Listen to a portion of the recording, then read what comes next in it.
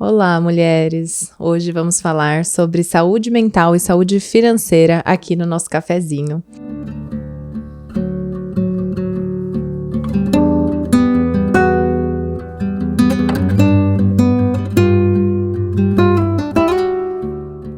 A parte do nosso podcast que ficamos só nós duas para a gente conversar com calma sobre os temas que fazem parte do universo da mulher. E hoje o papo vai ser sério, tá bom? A gente vai falar sobre dinheiro, a gente vai falar sobre como o dinheiro é um tabu para nós mulheres e também socialmente, e a gente vai conversar sobre a importância de nós mulheres, sim, falarmos sobre dinheiro, nos planejarmos financeiramente, para que a gente possa ser autônomas, para que a gente possa tomar as nossas decisões independentemente de qual forma o dinheiro entra aí na sua casa. Eu vou trazer para vocês os dados baseados nos dados do Datafolha e outras plataformas de levantamento demográfico, porque nada vai ser dito a partir da minha cabeça. Eu pesquisei, a gente fez um levantamento aqui na Casa da Vida para que a gente possa discutir baseado em dados reais. A saúde mental e a saúde financeira, elas estão totalmente ligadas. Se você já passou por alguma crise financeira na sua vida, você já sabe como a gente fica tensa, como a questão da nossa sustentabilidade, quase que da nossa sobrevivência, fica ali, aflorada. Quando a gente está em crise financeira, é natural que a gente brigue mais, que a gente durma pior, que a gente fique mais estressadas, mais ansiosas. Isso você, todo mundo, faz parte de uma realidade do ser humano. Segundo um estudo publicado no Journal of Affective Disorders, os indivíduos com transtorno de ansiedade têm 3 vezes mais chances de terem problemas financeiros. E eu vou começar esse episódio trazendo um áudio da Natália, que trouxe um pouco sobre como ela percebe que a ansiedade impacta na forma como ela usa o dinheiro dela. Olha só que legal que a Natália falou.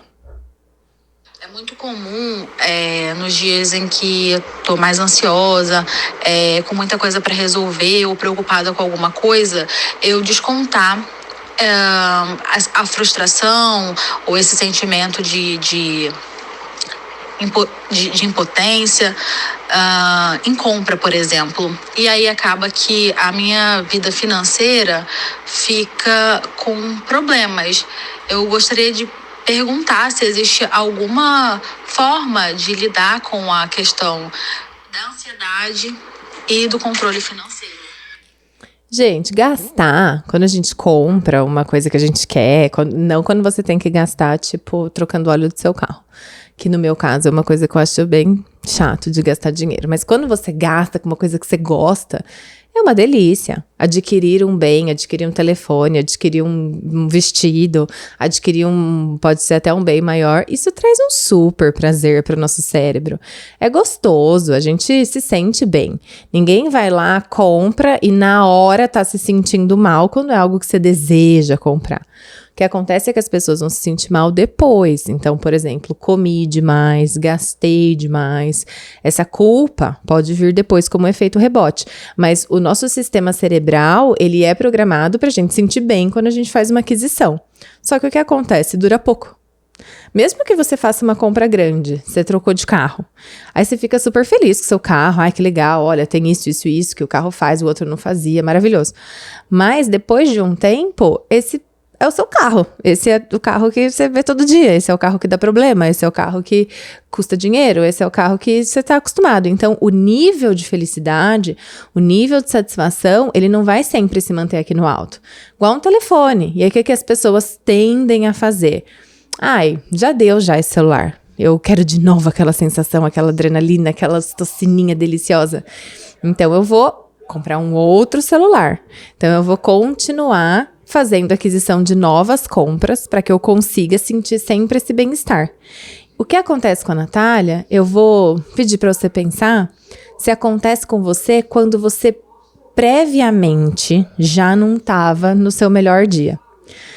Vocês já abriram o celular num dia de insônia? Aparecem uns anúncios assim, ó.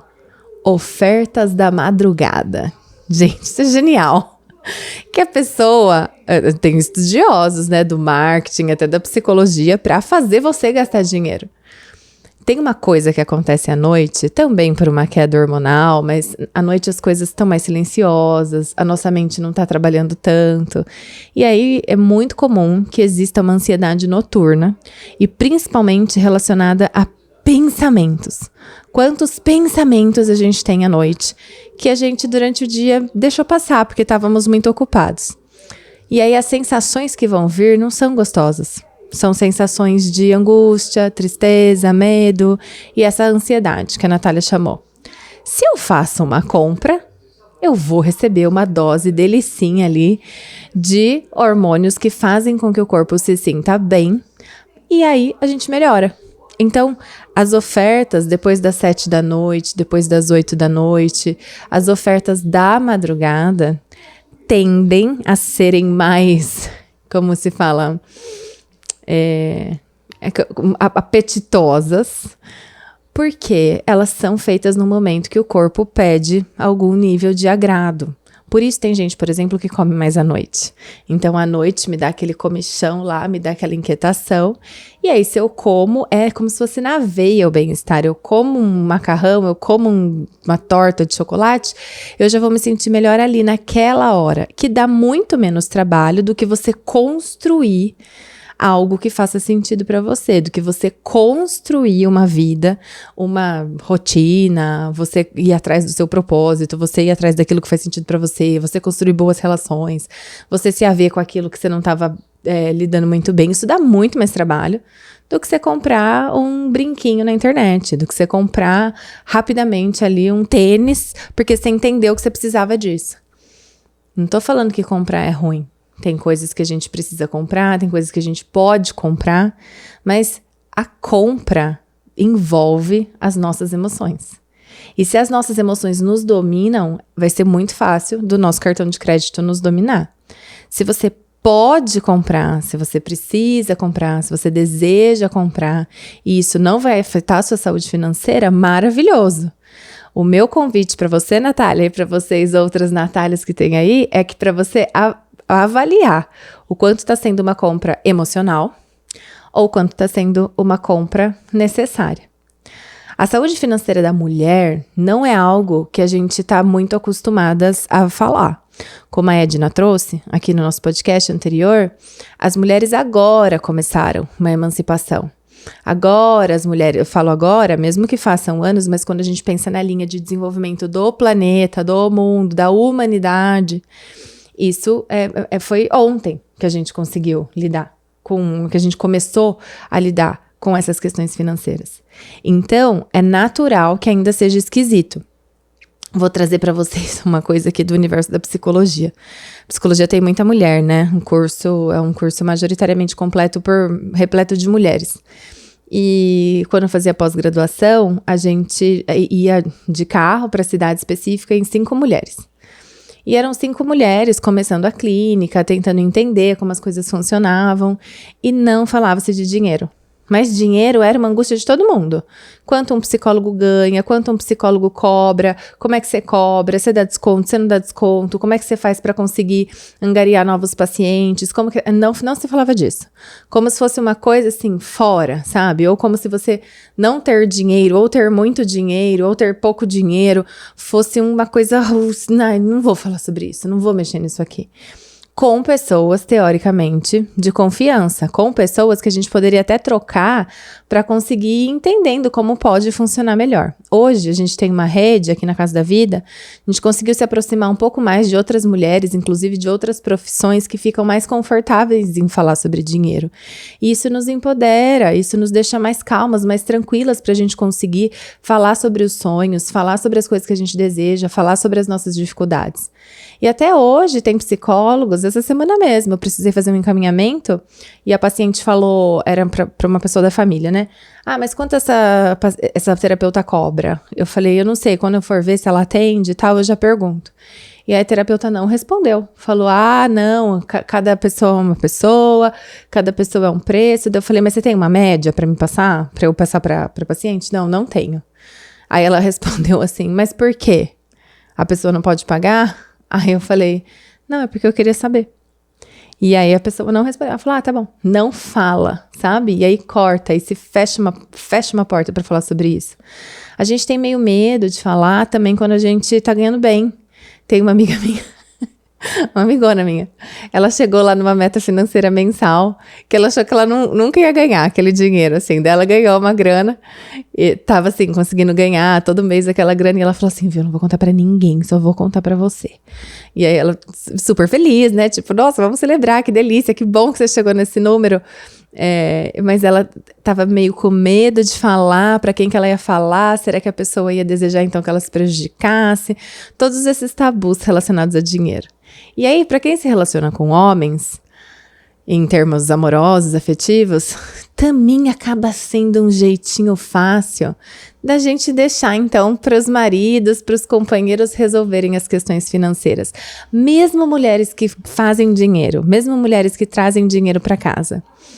E aí, a gente também dá uma folgadinha, né? Fica aí, ó, com o que é, entre aspas, mais chato, mais sério, e eu vou ficar só com a parte aqui de não pensar sobre isso. Quando a gente faz isso, a gente entrega grande parte das nossas escolhas também para um companheiro. Poderia até ser uma mulher, mas eu tô falando especificamente sobre os homens. E aí a gente, por exemplo, não consegue se organizar para realizar nossos sonhos. Sendo sonhos simples, sendo sonhos complexos, falar sobre dinheiro, pensar sobre dinheiro, é muito importante para a gente conseguir ficar bem, para a gente conseguir ir em busca do que a gente quer, do que faz sentido para nós. Da mesma forma, se você combinou aí com a tua família que você não vai entrar com trazer dinheiro para casa, mas você vai entrar com trazer cuidado, trazer organização, ficar com os filhos se tiver, cuidar da casa ou cuidar só da gestão da casa, esse dinheiro que entra através do trabalho de uma outra pessoa, ele também é seu. E é importante que vocês conversem sobre isso, que vocês falem sobre isso, que você tenha uma reserva emergencial para você, ou então uma estruturação de organização financeira para você realizar os seus sonhos. Quando a gente tá bem na relação, é tudo gostosinho, né? Acho que a Edna falou isso, quando tá bem é tudo nosso, quando a gente briga é tudo meu. E as mulheres falam assim, que quando vão conversar com os maridos se assustam. E falam, não, mas é tudo nosso. Por que você tá fazendo isso? Você tá pensando em se separar? Ou você tá com medo que eu dê um golpe aqui? E, na realidade, é excelente para a segurança de cada mulher. Já atendo mulheres que têm uma questão com a grana, que é, não consigo conversar com meu marido sobre a distribuição das finanças aqui em casa. Não consigo conversar com meu marido sobre como é importante a monetização de algumas tarefas para tal pessoa, sonhos que eu quero fazer que envolvem dinheiro, cursos que eu vou fazer que envolvem dinheiro. E aí, como é desconfortável, como talvez vai ter que acontecer ali uma conversa que vai trazer, sim, sentimentos, sensações desagradáveis, eu não vou ter. E esse eu não vou ter, já que é desconfortável, eu não vou entrar em contato, isso faz com que você resolva um problema ali logo de cara, então tá bom, não vou viver essa situação desagradável, mas a longo prazo, você não vai viver várias situações agradáveis. Assim como você gastar dinheiro agora, não vou pensar no amanhã. Você gastar o seu dinheiro agora e não pensar em planos futuros, você resolveu ali, você tá gastando o seu dinheirinho ali todo dia, tomando um café fora de casa. Mas e o seu plano futuro? Do seu estudo, da sua viagem, da sua aquisição? Não é gostoso, né? Você não poder gastar com aquilo que você deseja gastar. Ou então que talvez você tenha que pensar em fazer mais dinheiro, ou se organizar mais para conseguir ter uma emancipação financeira e também mais equilíbrio emocional. A saúde emocional vem também da nossa organização, da base. Eu tô falando aqui com pessoas que já têm uma base garantida, que já tem onde dormir, tem saneamento básico, tem onde comer, tem onde estudar. Tô falando de uma camada da população que não está mais em risco, tá bom? Porque primeiro a gente tem que cuidar disso aqui, né? Para conseguir pensar nessas outras coisas. Mas nós temos que pensar também, hoje, que é importante a gente ter contato com situações desagradáveis para depois termos situações mais agradáveis na nossa vida. De acordo com uma pesquisa da Datafolha, 70% das mulheres que gerenciam suas próprias finanças relatam uma sensação de maior controle e maior bem-estar. É claro, Porque se você não sabe quanto entra, quanto sai, como que você vai fazer um plano? Como que você vai se sentir bem sendo quem você é? Pensar em dinheiro é uma forma de autocuidado. É garantir que a gente tenha recursos necessários para viver de uma forma boa, sem precisar de terceiros.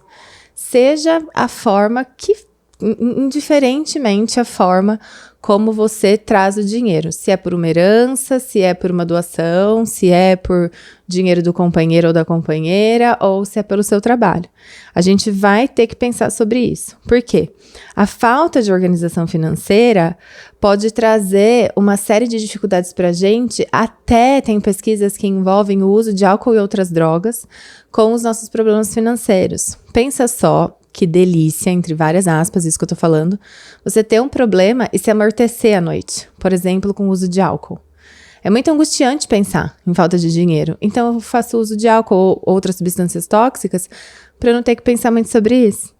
Então, vocês entendem que não é só uma coisa ou só uma outra coisa, são coisas que andam juntas para que a gente precise também pensar em estruturações mais práticas do que nos traz bem-estar. Vocês sabem o quanto eu converso com vocês sobre a importância da gente sentir dor, a gente sentir amor, a gente sentir medo, a gente olhar para as nossas emoções, que são questões mais não palpáveis. O dinheiro, ele é mais palpável, ele é algo prático. Você gasta 1.000 e ganha 700, essa conta não vai fechar. Você gasta 1.000, ganha 2.000, como que você vai organizar esses outros 1.000? Você vai queimar? E aí, não pensar sobre isso, porque achar que isso não tem nada a ver com saúde emocional, vai nos enfraquecer. A minha sugestão para vocês é que vocês consigam conversar com outras mulheres sobre isso. Inclusive, sobre a dificuldade de falar sobre dinheiro. A partir do momento que a gente começa a conversar mais sobre isso com outras mulheres, as que são nossas amigas, as que são confiáveis, aquelas que você sente que também vão se abrir, não é só uma via de mão única onde só uma se abre e a outra não se abre, a gente vai conseguir falar mais sobre as nossas angústias, sobre os nossos desejos. Existem mulheres que sentem culpa ou vergonha por receberem mais dinheiro no trabalho do que os companheiros. Existem mulheres que ficam com raiva do companheiro por elas ganharem mais dinheiro que eles. Tem mulheres que se sabotam para não conseguir, para não vou crescer mais que esse cara, porque esse cara não vai aguentar se eu crescer muito mais. Então, olha que difícil, né, a gente olhar para isso. Nossa, ele não quer que eu cresça? Ele tem dificuldade de me ver crescer? Talvez sim. Então, às vezes, fica mais fácil eu não olhar para isso. Deixo lá tudo com ele, nem vejo. Ou faço um caixa 2 aqui em casa para ele não ficar sem jeito. É mais fácil a gente não olhar do que a gente olhar para a questão e poder trabalhar em cima dela. O meu convite é para que você faça isso. Vá pelo caminho mais difícil, entre aspas. Mas ele vai ser um caminho mais saudável. A gente precisa lembrar, as nossas finanças é uma forma de autocuidado, é uma forma da gente cuidar da gente mesma. Você olhar para como você gasta, quanto que você está gastando em comida, quanto que você está gastando em comprar acessórios desnecessários, quanto você gasta, isso é muito interessante, em comprar coisas para os outros e não para você. Então, você não se importa de comprar uma coisa para seu filho, você não se importa de ajudar sua mãe, você não se importa de comprar uma coisa para sua esposa ou para seu marido, mas você não compra para você. Olha a riqueza que é a gente olhar para como a gente lida com o dinheiro. Tem um caso de uma pessoa, um alto executivo, ganha super bem, ganha uma grana que dá ali para a família inteira, tal. Ele sustenta a casa. E ele compra várias coisas para a família, para ele, assim, para ele comprar um agasalho para ele, um pouco mais caro, ele sofre. Porque é como se ele não pudesse usar o dinheiro que ele recebeu para ele mesmo. E isso não tem nada a ver com quantidade de dinheiro. Isso tem a ver com como ele olha para o merecimento dele, como ele olha para a grana, como ele reage ao autocuidado.